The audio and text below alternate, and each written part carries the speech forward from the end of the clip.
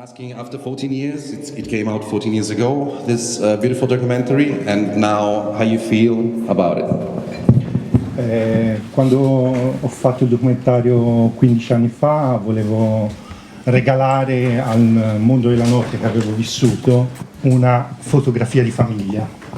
Questa era la mia idea, quindi fare una foto di famiglia che potesse durare nel tempo. Ovviamente il prodotto si deteriora un po', però anche stasera insomma mi sembra di aver trasmesso un po' di emozioni, quelle che volevo trasmettere, insomma. Okay, it's great for the director, of course, to being here and see how the people react, of course, also during the screen. And this is a portrait, like a family portrait for you, and you wanted to share with the people before when it came out in 2011, and then now with another crew in another place and in another nation. Okay, still in Italian first. Allora c'è una cosa, sto microfono, or this microphone. Bravo!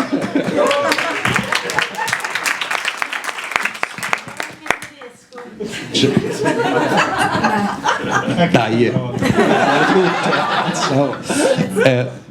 ti volevo chiedere perché c'è questa cosa, se ne parlava anche ieri quando ci siamo incontrati, che c'è questa cosa come tipo il club, cioè, anzi la discoteca in realtà, cioè la tipologia discoteca, c'era proprio un introito pazzesco, sì. Cioè questo è un aspetto che è interessante. C'era tanta gente e insomma anche la figura di Roberto Pannocchia, che adesso poi approfondiremo, Pannocchione. I just asking him about like the money cycle, about how the discotheque earning so much money, how the engagement was really like a high in this, now it's anymore like this. How was it that time? Sì, allora in quel periodo in Italia, in Toscana in particolar modo, si usciva tutti i sabati sera. Cioè tutte le persone, tutti i ragazzi dai 16 anni fino ai 30 anni uscivano, anche 40, uscivano.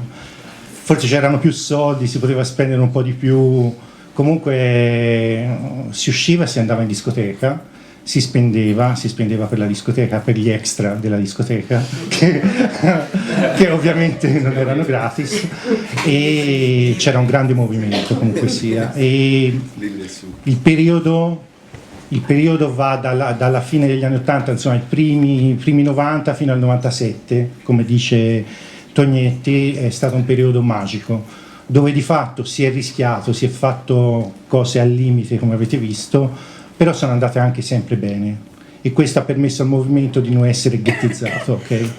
I soldi giravano, l'Italia andava bene rispetto a ora, e quindi c'era la possibilità di spendere, di andare fuori.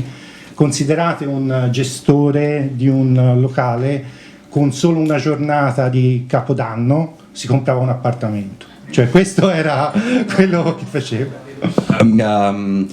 About the earning, how the club was earning the money was like so high that they had the chance to buy an apartment with one New Year's Eve party, and it's interesting to see now it's not anymore possible because we are closing down. And thank you, Andrea, because I want to give more room now from the next guest together. Marco taking over my microphone. Pay attention on this because no. Let's see if I can manage this mic. Okay. Great applause to Andrea. Thank you so much. Un applauso a loro. Fantastic. So, as I said, like it's a portrait, it's a family portrait, it's a portrait of a scene that was born in Tuscany. It's also a portrait of a specific time in Italy and the club in Italy. What's your feeling after watching this documentary? Watching this documentary is literally like watching like history in the making. So like what we witnessed for us are like definitely like childhood memories, and also like for us what was like a dream, because me neither, like I didn't have the chance obviously to live at the same time as Imperiale because I was too young, but I did witness like what it meant to see like crowds of people like organizing like trips by car and like ride to the discotheque, ride to the club as a mission, you know, wanted to like feel this sense of belonging and put it into action, because obviously like the clubs were not available as they are available now, like with the democratization that we see of clubs. Like right now we have the privilege to pick every night that we want, every night of the week, every genre of music that we would like to listen to, but at the time that was not possible. Like you had to, first of all, coming from the province, finding someone who will like the same music as you and don't feel like completely marginalized for that. Finding like, you know, other crazy people that would like to engage the same mission. And then of course, like, yeah, organize like a car drive and like get to a place which was probably like even like 100 kilometers from your hometown.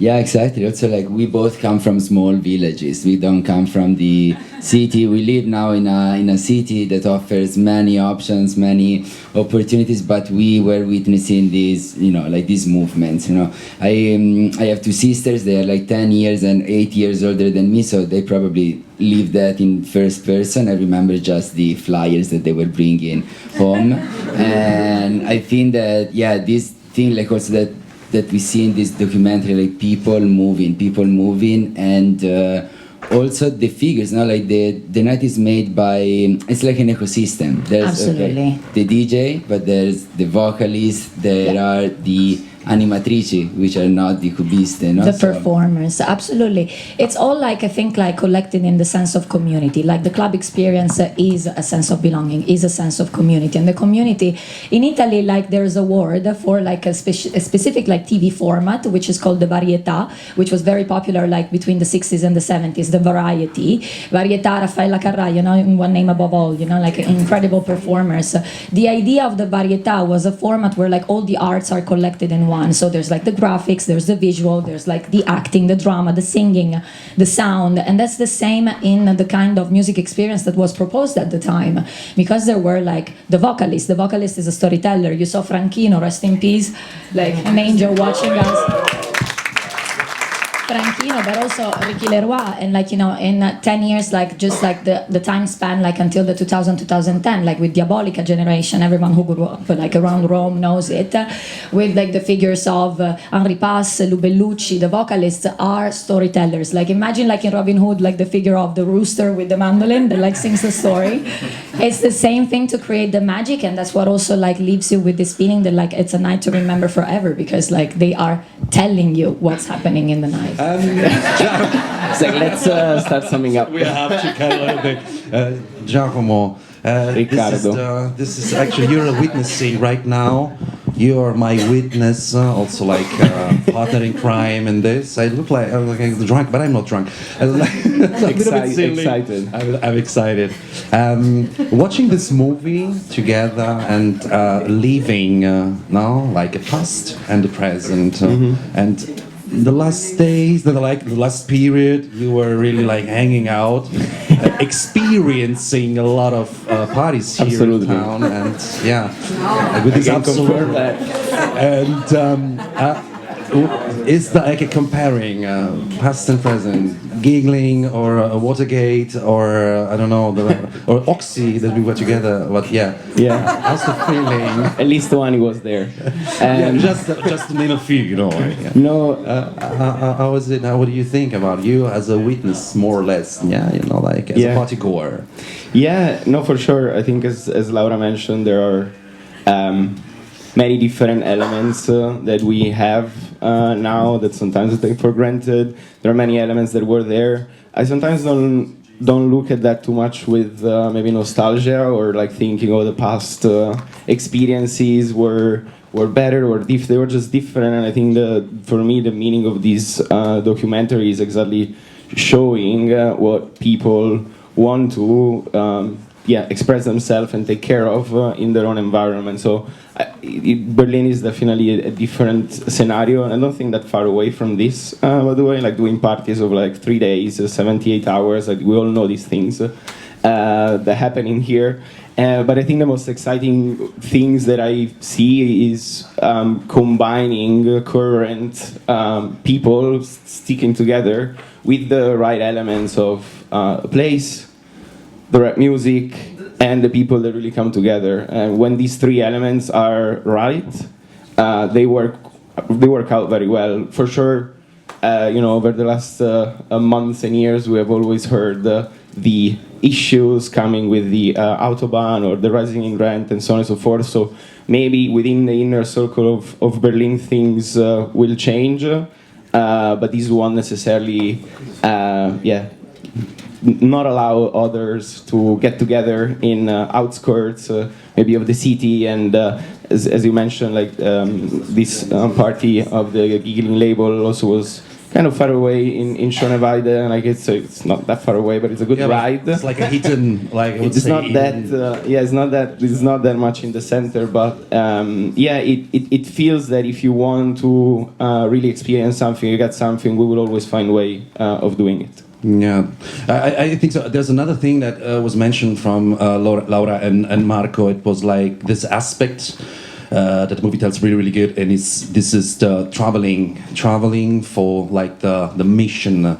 Like a mission is going to Insomnia all together. Organizing like a bus nowadays is a little bit like different, of course. So the people not traveling like that before, and it's an aspect really interesting from this movie. It's like from documentary, I noticed a lot of interesting things, like an element, items. One of those is also like the craziness to build or place a club in between, like in the middle of the bath establishment, and then just going, okay, midnight till 4 a.m. It's not enough. Then we have to go to a new concept, midday, like midday, and then now we go to the 72 hours. I really appreciated this. Like this mood, like to go through and getting over and over. About this, Giacomo, I would like to involve, if the audience is wants, and share or asking something about it. If you want, just like share a thought, what you think, or is there anybody who wants to give a contribute? No. You don't have to use the mic. I just it's like, all right. Doesn't work that well anymore. Okay, now I just wanted to give also like the more room to the people. I saw a great reaction from the people during the. I guess you can all see duple paura. Then it's great because paura, literally fear. It was translated like terrific. Terrific. Terrific. Now we can do terrific. Let's see now. No, but it really, I think we are all part of this community. We're all part of finding our space, finding our time, and things will evolve always. And I think they will always evolve with the limitation that there are. I think we are always creative enough of finding different places, maybe locations and things like that. They're not necessarily clubs, but they're just maybe different venues, let's say. But yeah, I think it's nice. I'm sometimes, I'll try to be less nostalgic, even though definitely I see it. Also, it looks very contemporary, the scenes that we saw, I guess, in the documentary.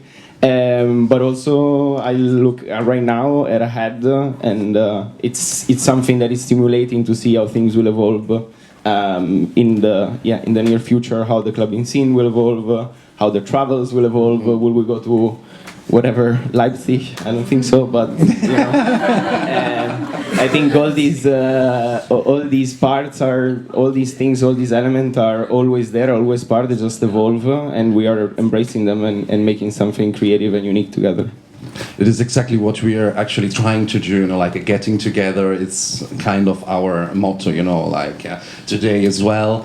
Trying to share in this, for this topic, really close to me, because I'm coming from there, and also because it's pretty famous. And now I'm really happy that the progressive genre it's coming again. Always there, and it's good. It's good to see this coming back, from this style. And it's also here in Berlin, this kind of like a getting together, make community, building community. It's a strong fact, I would say. And it's super important because that's ultimately what we rotate around, with the things that are really giving us energies and maybe new thoughts or new ideas to create like the same thing that we're doing here today. Like Riccardo definitely being a big fan of the documentary already since a while, a man of the scene. He was like, I think we should do these things more often. Let's share it, let's look back in the past, let's not necessarily be